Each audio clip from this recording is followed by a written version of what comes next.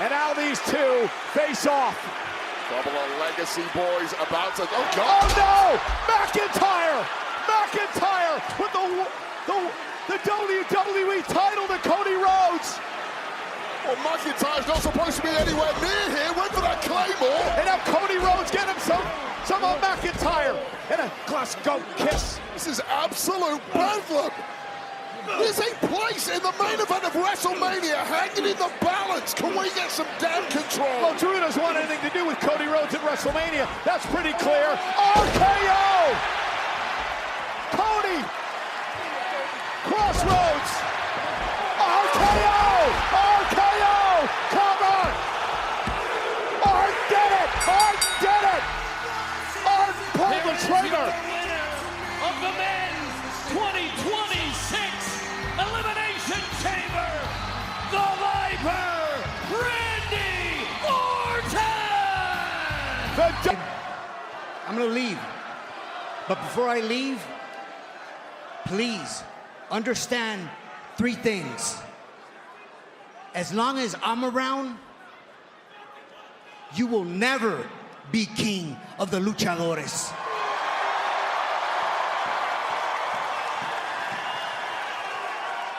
As long as I'm around, this will never be your ring.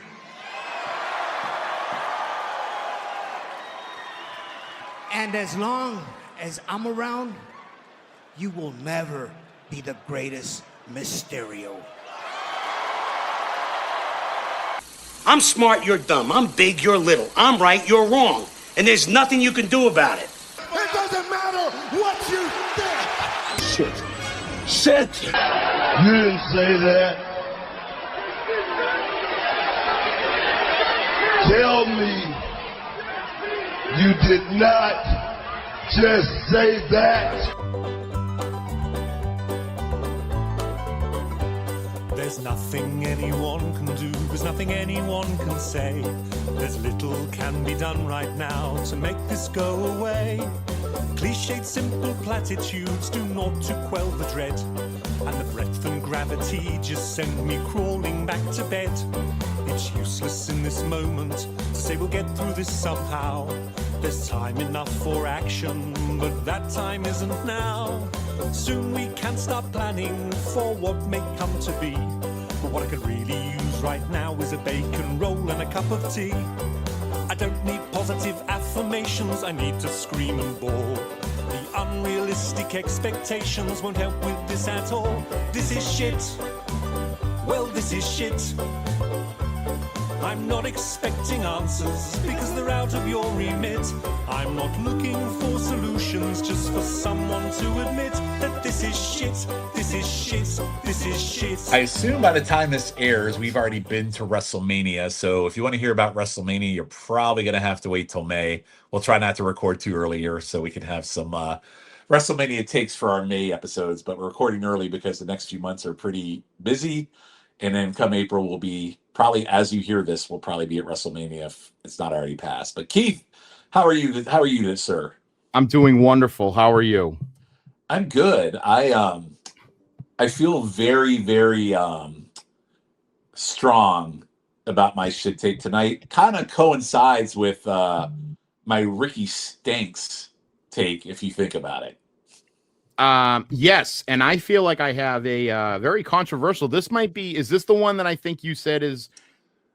This might be. I might get heat for this. I don't know if you'll get heat. I don't know if you'll get more heat than people that might agree with you based on current. But I could be wrong.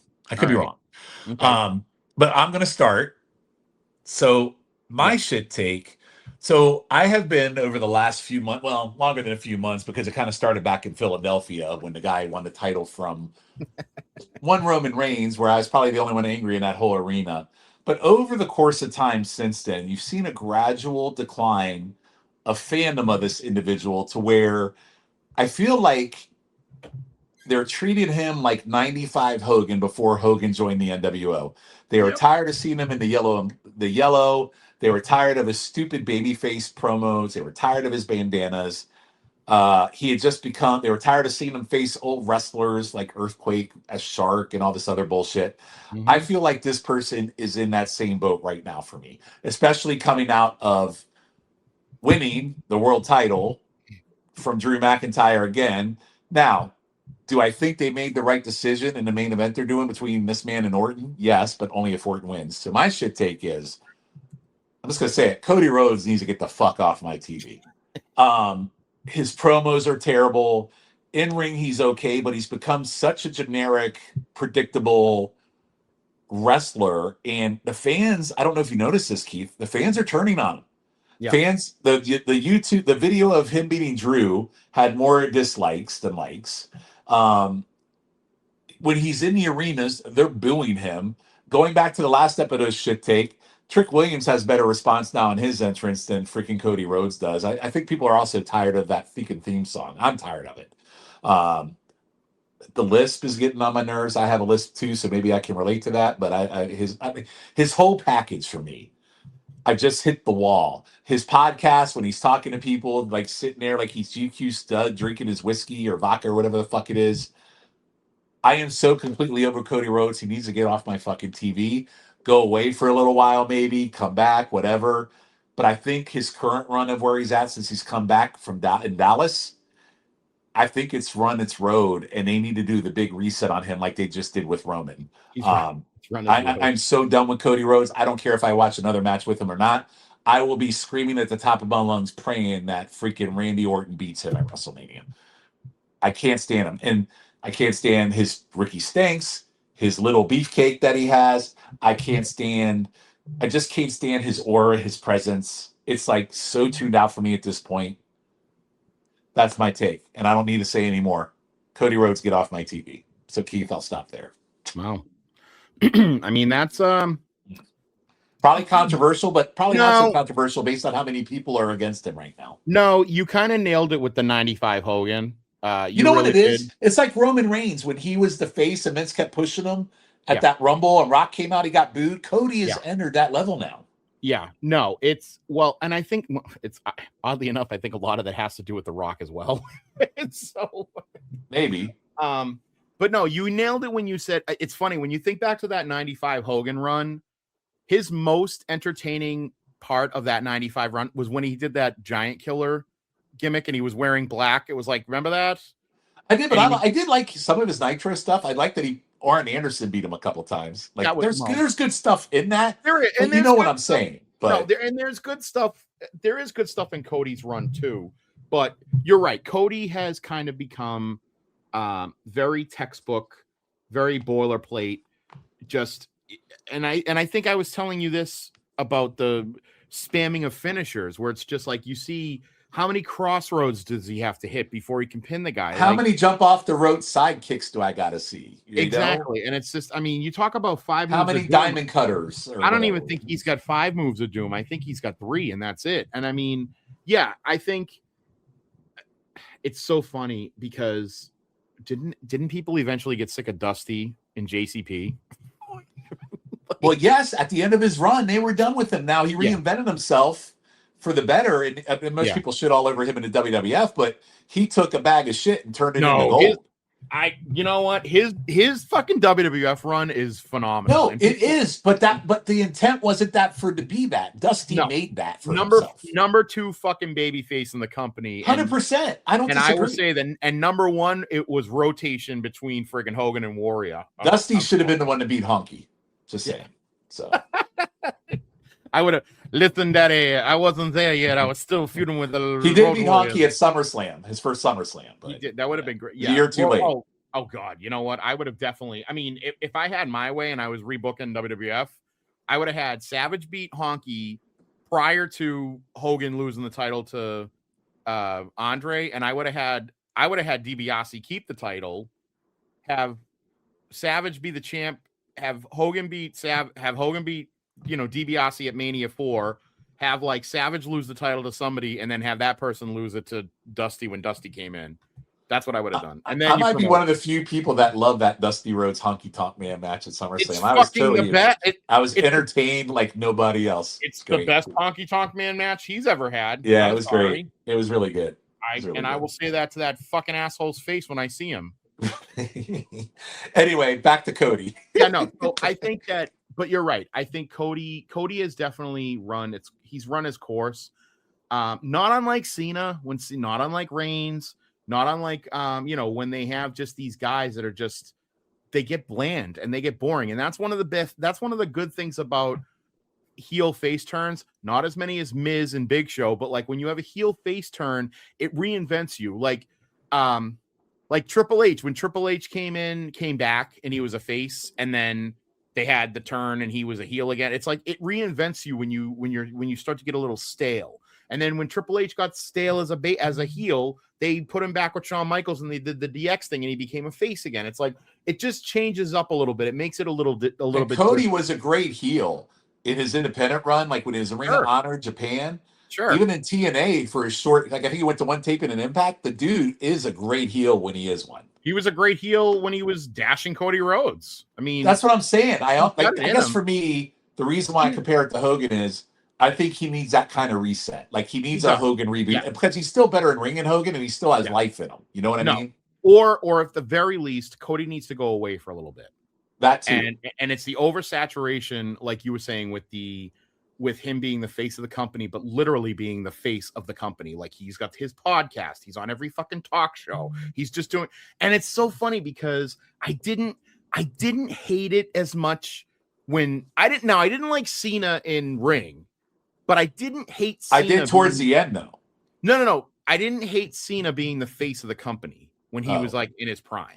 You know, like if he was still pretty good in ring, but he also had that go away heat too, right? So. I didn't like him. I'm an outlier that I didn't like Cena when he was like in his prime as the face of the company and like the monster baby face. I didn't like Super Cena, like that was my thing. But I didn't hate John being the face of the company. He was okay. I like how you said John, like you're on a personal friend. Well, I'm personal friends with his father. Thank you very much.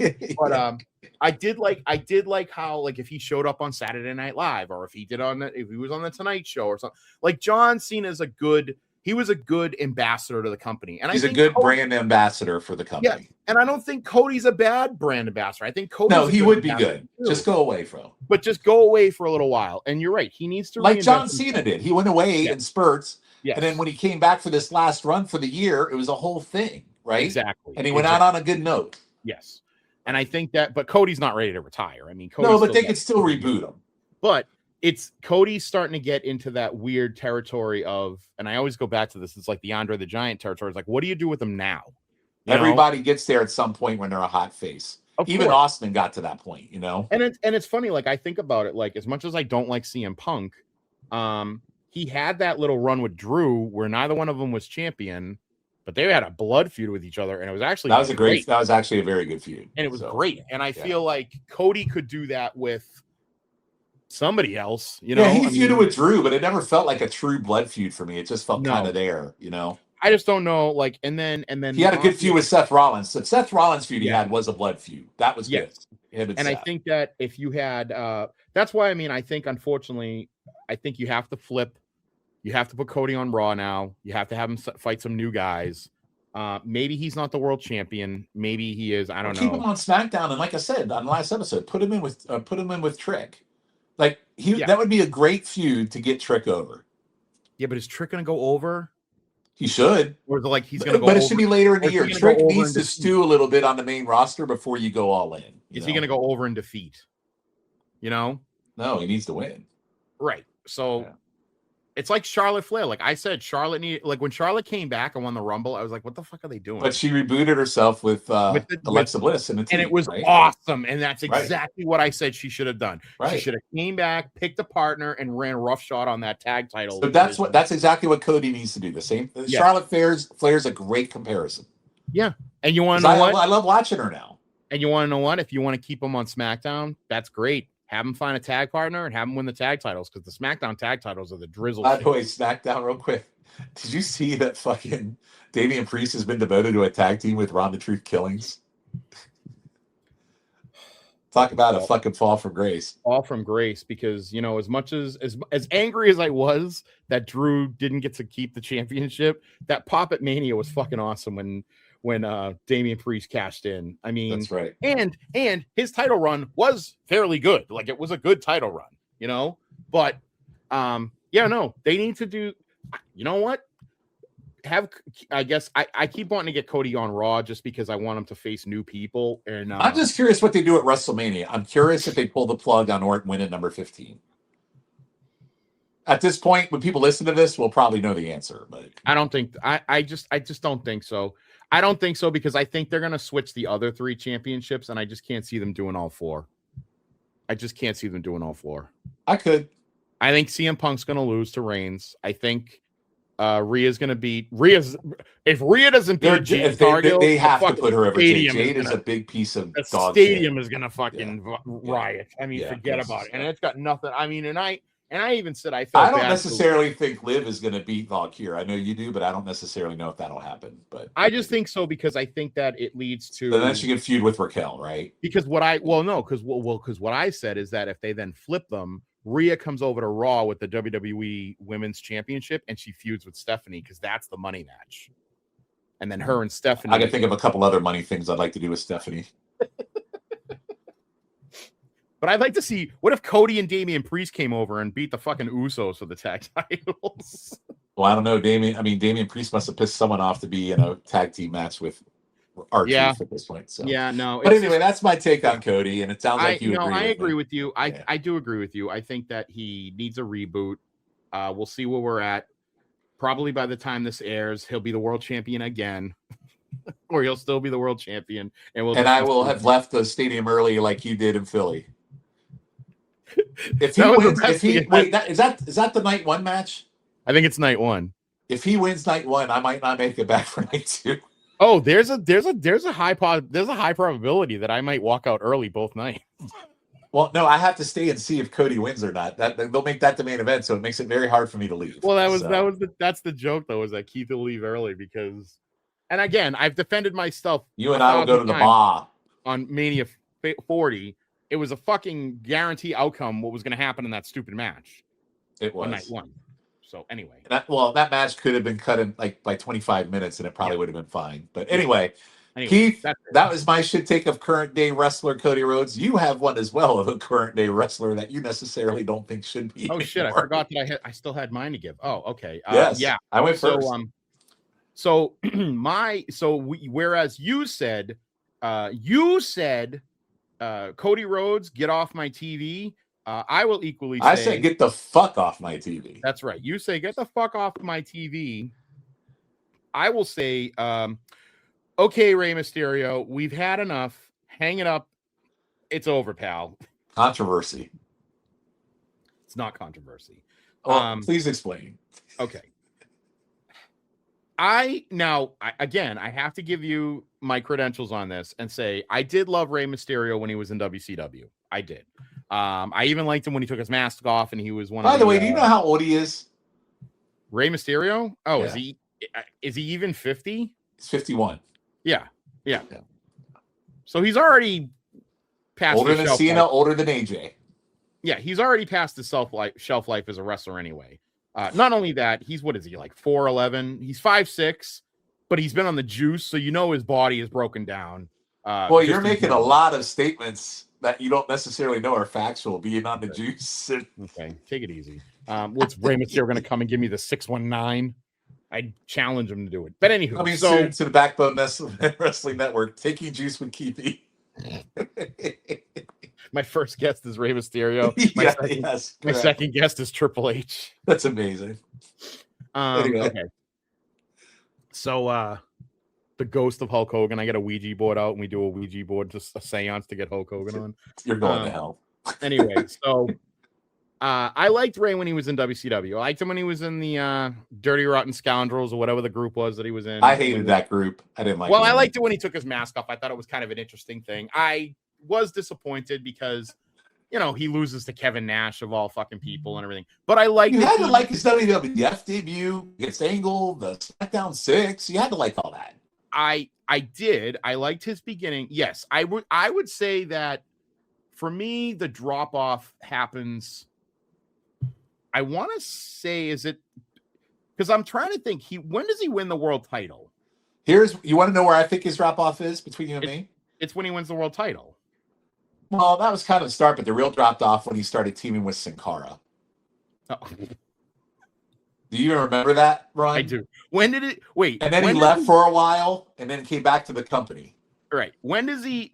Remember when he wrestles Big Show and Big Show swings him like a baseball bat when he's attached to the that was fucking incredible. He's not world champion at that point, right? No, he didn't hold the world title that long. No, he didn't. But like, he didn't even. That was like before the world title match, I think. And he only won the world title, not to be mean, because of Eddie Guerrero. You know, yeah, not no, to be I know. mean. But Rey Mysterio was still good in the ring then, though, Keith. By the way, let me be clear. Rey Mysterio is still good in ring when he wrestles. You're not. The problem is he's injury prone. You're not letting me get to what I'm saying. So I know. I'm just giving you my points of view before you shit all over him. So Rey Mysterio literally has since he won the world title in, like, I think it was 2005, he has a torn ACL and an MCL in 2011. He had 2014, he had another serious knee injury that forced him out for months during his final contract year at the time. Well, that's when he was teaming with Sin Cara too, by the way. 2013 to 2014, he had torn ligaments in his left shoulder, which required surgery to miss about 6 to 8 months.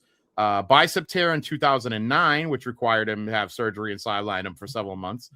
That stupid eye injury that was fake, but apparently he did suffer some kind of real irritation. Oh, the COVID eye? Yeah. So, he broke his nose in 2014. He's had concussions, ankle sprains, neck strains, all this kind of shit. I mean, at one point it says doctors told Mysterio that his knee cartilage was so worn down that continuing to wrestle at a high level would be difficult. But apparently he's adapted his style and kept going. The thing is, he is the most injury-prone human being on the planet. And I think Seth Rollins has him beat at this point. I don't know. I mean, in all essence, and I know you don't watch baseball, but anybody that listens to this that knows about baseball, he is the Anthony Rendon of professional wrestling. This guy is literally hurt all the time. And the thing is that he gets put into high-profile angles and matches when he's on the card. So it's like, he's fucking up long-term booking. Always. So it's like, Ray, you're 51 years old. You've been inducted into the Hall of Fame. You got to do something that practically no one has ever done, which is you got to team with your son and you guys won a tag championship. Like, it's over, John. And got to feud with your son. Yes. Hang it up. You put your son over. His son is literally the fucking one of the hottest fucking people on the show. And it's funny. In our last episode, we didn't talk about goddamn Dom. Wrestled. Huh? In our last episode, we didn't bring up Dom. Dom is a future too, so I know. Yeah. Well, but I was trying to. I think we were sticking with like SmackDown mostly. Yeah. But yeah. Like, seriously, Dominic Mysterio. He's barely wrestled this year because he's had like nagging injuries and shit. But he's still fucking amazing. He's good in ring. Yeah. His character work is incredible. Promo, in ring. And he's advanced so much in his promos and everything, and in his ring work. He's great. Ray, call it a day, buddy. You got nothing else to prove. You got nothing else to do. They came back with that fucking stupid Latino World Order bullshit that just was stupid. That was a big fart in church, wasn't it? It was a big fart in church when it first came out too. I mean, it's just the fucking Eddie Guerrero love that they won't let fucking die. I mean, I love that they wouldn't even give Chavo 5 minutes to friggin' have an Eddie Guerrero memorial thing. They just immediately gave it. So to be clear, Ray, did you not like Ray at all post WCW, or is this just Ray in now? No, it's mostly Ray since he won the world title. Dude, that was 11 years ago, Keith. And he's been hurt. So you're telling me that you think Rey Mysterio has been butt for 11 years? Yes. Keith. Okay, that's a shit take. All right, and the epitome of that, honestly, is when he won the world. When CM Punk left with the championship, and Ray won the tournament on Raw, and then Cena beat him 30 seconds later. Hey Keith, listen, I don't disagree with you maybe in the now, but I still think he can go in the ring.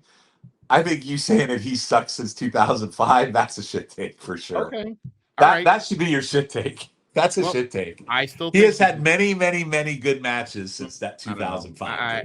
Maybe, but even a broken clock's right twice a day. So my God, Keith. That might Rey Mysterio being shit since 2005 might be your biggest shit take you've ever done. I'm not mad about it, but that might be your biggest shit take. Fucking drizzle shits.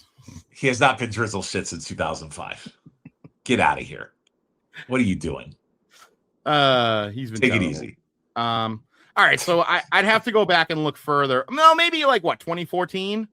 I would say 2014 would be fair 2013, because he was really shit in the bed in that run with Sin Cara. He was terrible. All right, so I'm looking at Cage Match right now. He had 19 matches in 2013.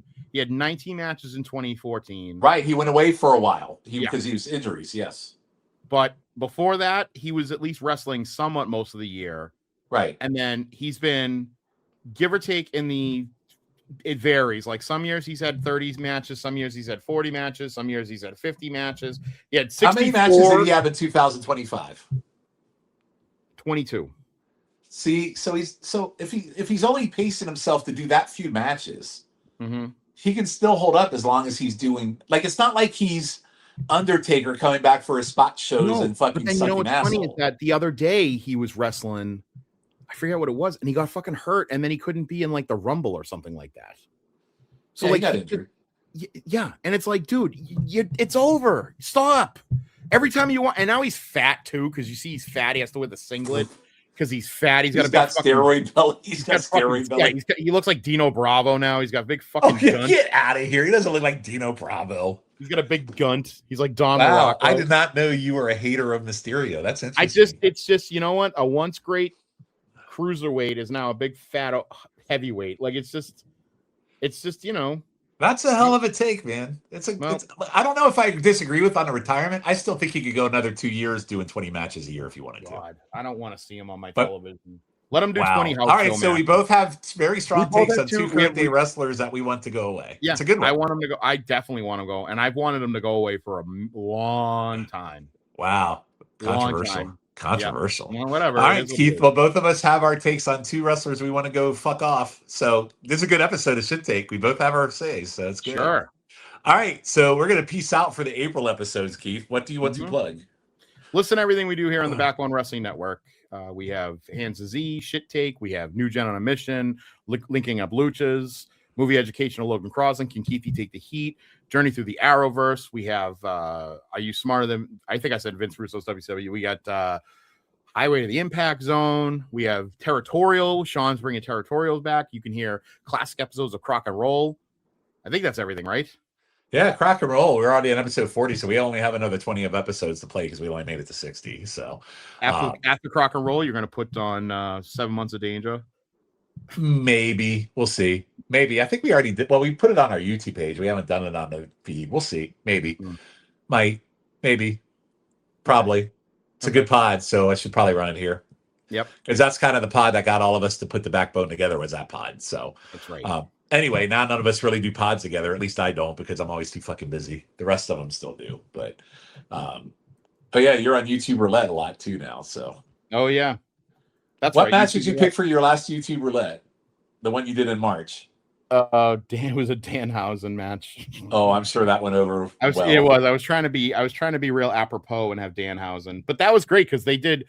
Logan and Matt independently picked Steve Corino matches. Barbed wire. Yeah. Interesting. Okay. Yeah. All right. Well, Keith picked all of our good stuff. We'll be back in May. We'll make sure we record after WrestleMania because I'm sure Keith and I might have some WrestleMania shit takes. Maybe we'll have some different audios or things like that. We'll see what. So we're going to hold tight, Keith. We're not going to record the May episodes until we get out of WrestleMania season so we can be a little more up to date. So, all right, cool. All right. So until then, we will see all of you on the next episode of the Shit Take. Nice.